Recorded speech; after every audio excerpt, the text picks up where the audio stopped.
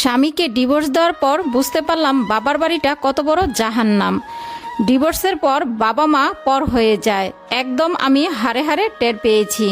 Divorce দেওয়ার আগে আমার ফ্যামিলির সবাই আমাকে বলেছিল, সবাই আমাকে দেখবে, খেয়াল রাখবে, আমি যেন আমার স্বামীকে ডিভোর্সটা দিয়েই দিই, এমন স্বামীর সাথে যেন সংসার না করি। অবশেষে ফ্যামিলির কথায় আমি আমার স্বামীকে ডিভোর্সটা দিয়েই দিলাম। ডিভোর্সের পর শুরু হলো আমার ফ্যামিলির আসল রূপটা।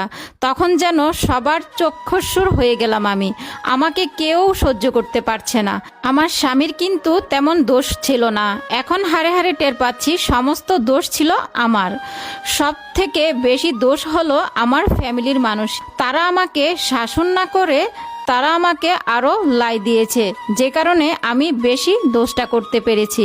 প্রতিটা স্বামী স্ত্রীর মধ্যেই টুকিটাকি ঝগড়া হয়, এটা অস্বাভাবিকের কিছু না, হতেই পারে। আমার ভুলটাও কিন্তু কম না। একটু ঝগড়া হয়েছে তাই বলে বাবা মার কাছে বলা লাগে? আর বাবা মার কাছে বলার পর বাবা মা শাসন না করে উল্টা আমাকে ডিভোর্সটা দিতে বলল। তাই আমার জীবনটা তছনছ হয়ে গেল, আমার মেয়ের জীবনটাও নষ্ট করে দিলাম আমি।